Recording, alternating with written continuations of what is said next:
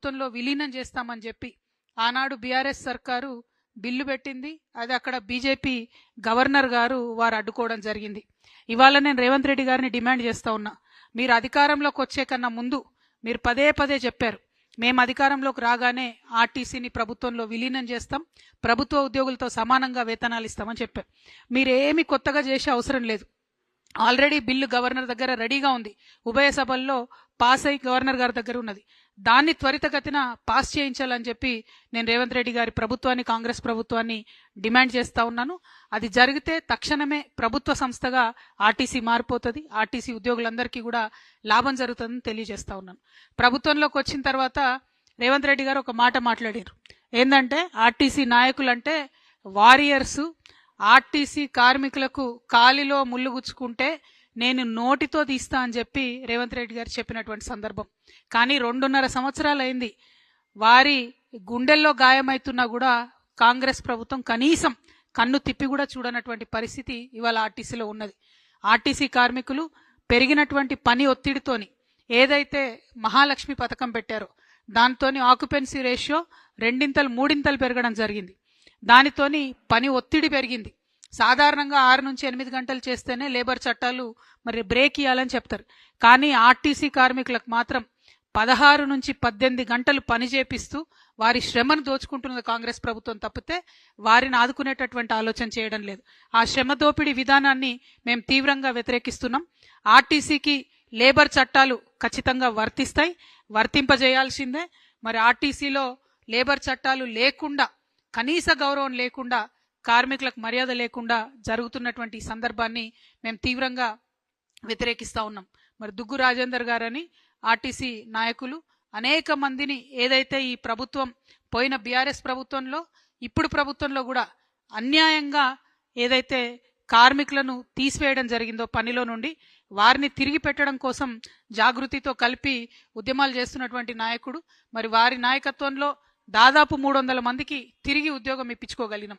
మేము ఆర్టీసీని డిమాండ్ చేస్తూ ఉన్నాం, మీరు చిన్న చిన్న వాళ్ళ మీద మీ ప్రతాపం చూపిస్తూ మెషిన్లు, టికెట్ ఇష్యూ మెషిన్ పనిచేయకపోతే ఆ ఫాల్ట్ సాఫ్ట్వేర్ ఉంటుంది, మెషిన్ ఉంటుంది, ఆ మెషిన్ కొన్నవాడిది ఉంటుంది. కానీ ఆ కోపం కండక్టర్ మీద చూపించి కండక్టర్ని తీసివేయడం అనేటటువంటిది కరెక్ట్ కాదు. ఇటువంటి చర్యలకి ప్రభుత్వం పాల్పడతా ఉంది. డ్రైవర్లకు కూడా అదే పరిస్థితి.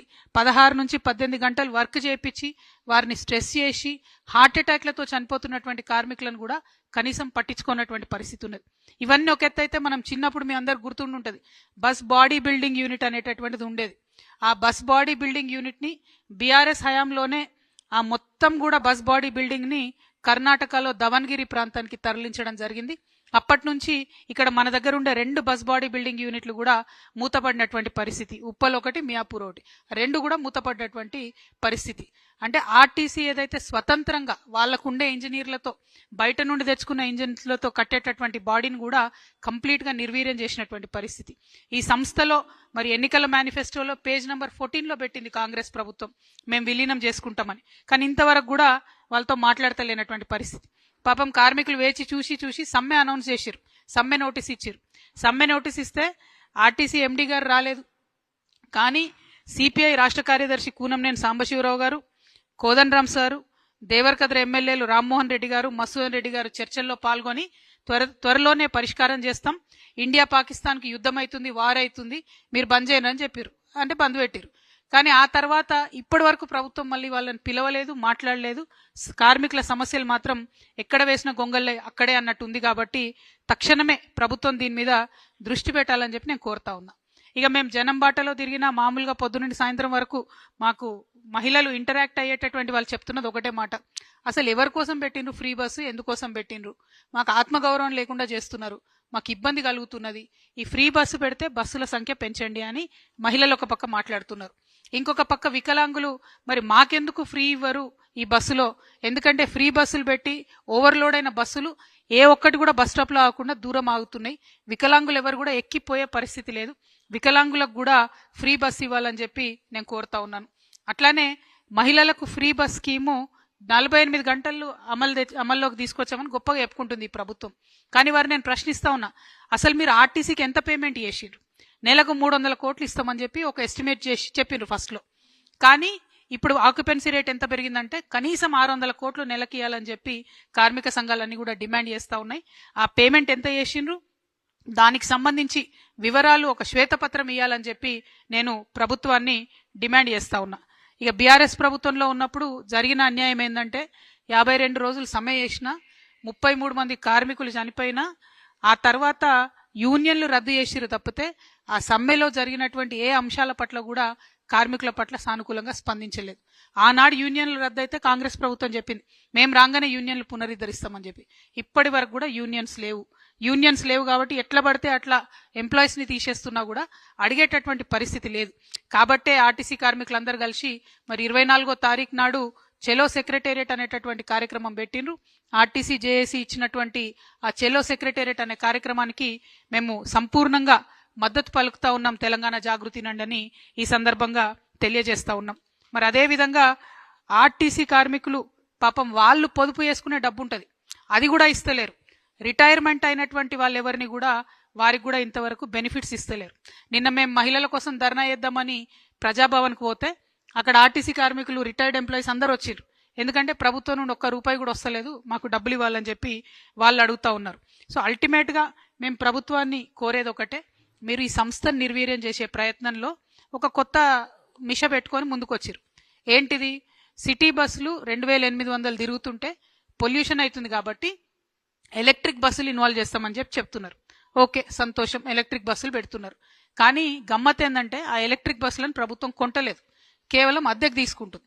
అద్దెకు తీసుకునే ఈ బస్సులకు వాళ్ళ కిలోమీటర్కి ఇంత అని చెప్పి యాజమాన్యాలకు డబ్బులు చెల్లిస్తున్నారు. ఇంకొక పక్క మన ఆర్టీసీ బస్ డిపోలను ఖాళీ చేసి ఎలక్ట్రిక్ బస్సులకు సపరేట్గా డిపోలు ఖాళీ చేసి ఇస్తున్నారు. అక్కడ ఏం జరుగుతుంది, ఆ డిపోలలో వాళ్ళు మన కరెంట్ యూజ్ చేసి ఛార్జింగ్ పెట్టుకుంటారు. అంటే కరెంటు బిల్లు మనమే కడతాం, ఉల్టా ప్రైవేట్ వాడికి కిరాయి మనమే ఇస్తాం, బస్సు కూడా ఆర్టీసీ ఆస్తి కాదు. ఇవన్నీ ఒక ఎత్తు అయితే ఆ బస్సు నడపడానికి డ్రైవరు, ఆ బస్సులో ఉండే కండక్టరు, ఆ మెకానిక్లు అందరూ కూడా అవుట్ సోర్సింగ్ లో తీసుకుంటా ఉన్నారు. అంటే వాళ్ళు మన పిల్లలే, అవుట్ సోర్సింగ్ ఎంప్లాయీస్ తో మాకు ఇబ్బంది లేదు. కానీ వారు ఆర్టీసీ ఎంప్లాయీస్ అయితే ఒక బరువు ఉంటుంది, ఒక బాధ్యత ఉంటుంది, ఒక ట్రైనింగ్ ఉంటుంది, ఒక రెస్పాన్సిబిలిటీ ఉంటుంది. అది లేకుండా అవుట్ సోర్సింగ్ లో తీసుకున్నారు. మొన్న దుగ్గు రాజేంద్ర అనే చెప్తున్నారు, ఒక కండక్టర్ కరీంనగర్ లెక్కిండట అవుట్ సోర్సింగ్ లో తీసుకున్న పిల్లాడు హైదరాబాద్కి వచ్చే లోపల ₹9,000 పైసలు వసూలైతే ఆ 9,000 పట్టుకొని వాడు మధ్యలో దిగి వెళ్ళిపోయాడు. అడిగేటోడు ఎవరు దిక్కులేడు. అంటే బాధ్యత ఉండదు బేసిక్ గా, బయట నుండి అవుట్ సోర్స్ నుంచి తీసుకుంటే. వాళ్ళ ఆర్టీసీ ఎంప్లాయీస్ అయితే బాధ్యత ఉంటుంది. ఈ విషయాలు మరి రవాణా శాఖ మంత్రి పొన్నం ప్రభాకర్ గారికి నేను ప్రత్యేకించి గుర్తు చేస్తా ఉన్నా. ఎందుకంటే అసెంబ్లీ జరిగేటప్పుడు మా అన్న వాళ్ళందరూ పోతే ఆయన ఒక ఉచిత సలహా ఇచ్చిండట పొన్నం ప్రభాకర్ గారు, మంత్రులందరినీ కలవండాయా మీరు అన్నట. మరి అందరు మంత్రులను కలిస్తే ట్రాన్స్పోర్ట్ శాఖ మంత్రి తమరి దగ్గర ఎందుకు పొన్నమన్నా? మరి మీరు బాధ్యత తీసుకోవాలి, ఆర్టీసీ కార్మికులతో చర్చలు జరపాలి, వాళ్ళకున్న సమస్యల పరిష్కారానికి ముందుకెళ్లాలని నేను డిమాండ్ చేస్తున్నా. పొన్నం ప్రభాకర్ గారు నేను పర్టికులర్ గా రిక్వెస్ట్ చేస్తా ఉన్నా, ఏదైతే ఫిట్మెంట్ పెంచినారో 2017లో 16% పెంచిండ్రు, అదేవిధంగా 6 నెలల కింద ఒక 21% పెంచిర్రు. ఆర్టీసీ ఉద్యోగులు ప్రభుత్వ ఉద్యోగులు కాదంటున్నారు. కాదన్నప్పుడు ప్రభుత్వ ఉద్యోగుల తరహా ఒక 1.5% హెచ్ఆర్ఏ వీళ్ళకు కూడా కట్ చేసిండ్రు. మరి మీరే చెప్పాలి, ప్రభుత్వ ఉద్యోగుల కాదా? ప్రభుత్వ ఉద్యోగులు అయితే జీతాలు కూడా పెంచండి, మరి ఓన్లీ కట్టింగ్ మాత్రం చేస్తున్నారు. పిఆర్సీ కూడా ఇంతవరకు పెంచలేదు, అమలు చేయలేదు. రిటైర్ అయిన వాళ్లకు బెనిఫిట్స్ లేవు. ఆర్టీసీ అనేటటువంటిది పేదవాడి యొక్క బస్సు, పేదవాడికి పనికొచ్చే బస్సు. ఈ సంస్థను దయచేసి ప్రైవేటీకరణ వరకు పుష్ చేయొద్దని చెప్పి గవర్నమెంట్ నేను కోరుకుంటూ మళ్ళీ ఒకసారి మేము ఒకటే డిమాండ్ చేస్తా ఉన్నాం, ఏదైతే 1000 మంది కార్మికులను అన్యాయంగా తీసేసిండ్రో వాళ్ళని తిరిగి విధులలోకి తీసుకోవాలి. అందులో మేమందరం పోరాటం చేయంగా 300 మందిని తీసుకున్నారు, ఇంకా మిగతా 400 మందిని త్వరితగతిన మీరు తీసుకోవాలి. తీసుకోకపోతే 24వ తారీఖున ఆ 400 మంది ఎంప్లాయీస్ తో పాటు జాగృతి కార్యకర్తలు, నాయకులు అందరం కూడా సెక్రటేరియట్ ని ముట్టడించడం జరుగుతుంది. మీరు దిగొచ్చేంత వరకు ఉద్యమాలలో పాల్గొంటామని చెప్పి గౌరవ ముఖ్యమంత్రి గారికి, అదేవిధంగా కాంగ్రెస్ ప్రభుత్వానికి మేము హెచ్చరిక చేస్తా ఉన్నాము. దాదాపు ఈ రాష్ట్రంలో ఒక 75 కార్పొరేషన్లకు చైర్మన్లను వేయడం జరిగింది. ఆర్టీసీకి మాత్రం చైర్మన్ లేకపోవడంతో కూడా ఇబ్బంది అవుతుందన్న విషయాన్ని పదే పదే కార్మికులు చెప్తున్నారు. ఒక పక్క యూనియన్ లేదు, ఇంకొక పక్క చైర్మన్ లేదు. అంటే ఎట్ ఎనీ కాస్ట్ అధికారులకే చెప్పుకోవాల్సి వస్తుంది. వాళ్ళ జులుంను భరించలేని పరిస్థితి ఉంది. కాబట్టి మరి ప్రభుత్వాన్ని సత్వరమే ఆర్టీసీకి చైర్మన్ వేయాలని కూడా మేము ఈ సందర్భంగా డిమాండ్ చేస్తా ఉన్నాను. అట్ ద సేమ్ టైం విద్యార్థులు, వికలాంగులు, జర్నలిస్టులకు సంబంధించిన బస్ పాస్లు ఏవైతే ఉంటాయో అవేవి కూడా రియంబర్స్మెంట్ చేయడం లేదు. వాటిని రియంబర్స్ చేయాలని కూడా నేను కోరుతా ఉన్నాను. మరి హాజరైనటువంటి పత్రికా మిత్రులకు, ప్రజలకు అల్టిమేట్గా కోరేది ఒకటే, ఆర్టీసీని బతికించుకుందాం. సామాన్యుడికి ఏదైతే ట్రాన్స్పోర్ట్గా వ్యవహరిస్తుందో అటువంటి ఆర్టీసీ సంస్థను ప్రైవేటీకరణ చేసేటటువంటి కుట్ర ఏదైతే ఉందో దాన్ని అందరం కూడా కలిసి సమిష్టిగా అడ్డుకోవాలి. ఆ కార్మికుల యొక్క సంక్షేమం కోసం కృషి చేయాలనే ఉద్దేశంతో జాగృతి ముందుకు నడుస్తుందని తెలియజేస్తూ సెలవు. Thank you. జై తెలంగాణ, జై జాగృతి.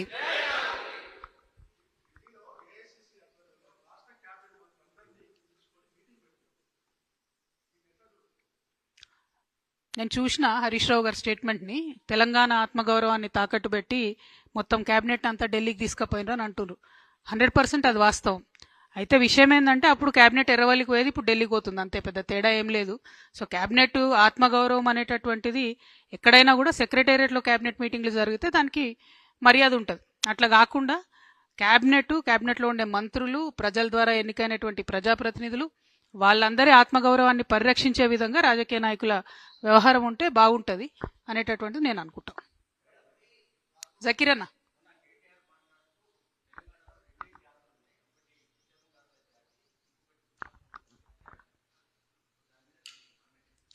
హండ్రెడ్ పర్సెంట్ మరి ఉద్యమ ద్రోహులు ఎవరన్నది ప్రజలు నిర్ణయిస్తారు ఫ్యూచర్లో.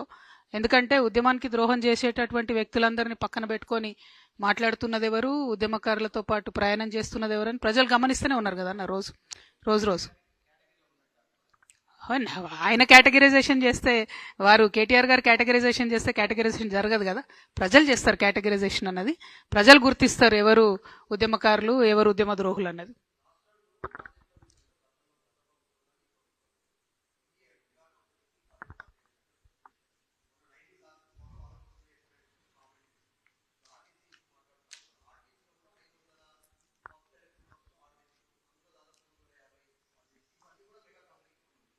హండ్రెడ్ పర్సెంట్ ఆర్టీసీ అనేది మెగా కంపెనీకి దారాదత్తం చేయడానికే ప్రైవేటీకరణ అనేటటువంటి సూత్రం వచ్చింది. ఎలక్ట్రిక్ బస్సులు కావాలి, పర్యావరణాన్ని పరిరక్షించాలని అందరం కూడా అంటున్నాం. కాకపోతే పాయింట్ ఏంటంటే ఆ ఎలక్ట్రిక్ బస్సులు ఆర్టీసీ ఓనర్షిప్లో నడవాలి. దానికి మన గవర్నమెంట్ అంటే మన ఆర్టీసీ డ్రైవర్ ఉండాలి. శిక్షణ విషయంలో కావచ్చు, క్రమశిక్షణ విషయంలో కావచ్చు, ఆర్టీసీ స్టాఫ్ ఉండే ట్రైనింగ్ వేరుంటుంది, ప్రైవేట్గా తీసుకునే పిల్లల ట్రైనింగ్ వేరే ఉంటుంది. ఇప్పుడు ఆ ఎలక్ట్రిక్ బస్సులు పెట్టి అవుట్ సోర్సింగ్ పెట్టి కండక్టర్ డ్యూటీ కూడా డ్రైవరే చేసే పరిస్థితి వస్తున్నది. మామూలుగా యావరేజ్గా ఒక ఆర్టీసీ బస్సుకి 6 కార్మికులు బతుకుతారు. ఈ గవర్నమెంట్ వచ్చినాక ఏం చేసింది, ఆ రేషియోను 3కి తగ్గించింది. అంటే చాలా వేగంగా ప్రైవేటీకరణ వైపు వెళ్తున్నది. అది కరెక్ట్ కాదు, ఎవరికి కరెక్ట్ కాదు. అది రాష్ట్రానికి కరెక్ట్ కాదు, ఆర్టీసీకి కరెక్ట్ కాదు. పర్యావరణాన్ని సరిచేయాలనుకుంటే మన ఓనర్షిప్ అనేటటువంటిది ఎలక్ట్రిక్ బస్సులది గవర్నమెంట్ దగ్గర ఉండాలి. ఎందుకు అద్దెకు తీసుకుంటున్నారు? ఆ అద్దెకు ఉండే కండిషన్లు ఏంది, మళ్ళీ ఎప్పుడు ఇస్తారంటే అల్టిమేట్గా ప్రైవేట్ వ్యక్తులకు, ప్రైవేట్ సంస్థలకు లాభం చేస్తున్నారు అనేది క్లియర్గా తెలుస్తున్నది. Thank you. అది తప్పు. యాక్చువల్లీ మంచి టాపిక్ గుర్తు చేసినావు బ్రదర్. JNURM అనే స్కీమ్ ఉంటుంది. దాంట్లో ఒక్కొక్క బస్సుకు 36 లక్షలు గ్రాంట్ వస్తుంది. ఈ రాష్ట్ర ప్రభుత్వం వచ్చిన తర్వాత, బీఆర్ఎస్ ప్రభుత్వం ఉన్నప్పుడు గ్రాంట్ రిలీజ్ చేసింది. ఈ ప్రభుత్వం వచ్చిన తర్వాత ఏదైతే కేంద్రం నుండి గ్రాంట్ వస్తుందో వీళ్ళు ఆర్టీసీకి ఇస్తలేరు. నేను అందుకే శ్వేతపత్రం రిలీజ్ చేయమని చెప్తున్నా. ఒక పక్క మహాలక్ష్మి పథకం కింద ఆర్టీసీని వాడుకుంటూ ఆర్టీసీకి చెల్లించాల్సిన డబ్బులు చెల్లించడం లేదు. రెండవది, కేంద్రం నుంచి వచ్చేటటువంటి గ్రాంట్స్ ఏవైతే ఉంటాయో అవి ఆర్టీసీకి రాకుండా చేస్తూ ఉన్నారు. దీనివల్ల ఆర్టీసీ ఎంప్లాయీస్ వాళ్ళు దాచుకున్నటువంటి సొమ్ము కూడా బయటకు ఇవ్వలేని పరిస్థితి. ఆర్టీసీలో ఎవరైనా రిటైర్ అయితే వాళ్ళకి రిటైర్మెంట్ బెనిఫిట్స్ ఇవ్వలేని పరిస్థితి ఉన్నది. సో ఆ కేంద్రం నుండి వచ్చే నిధులు ఖచ్చితంగా ఆర్టీసీకే వాడాలని మేము డిమాండ్ చేస్తూ ఉన్నాం. Thank you. జై తెలంగాణ, జై జాగృతి. షేర్ చేయండి, లైక్ చేయండి, సబ్స్క్రైబ్ చేయండి. మరిన్ని వీడియోల కోసం బెల్ సింబల్ పై క్లిక్ చేయండి.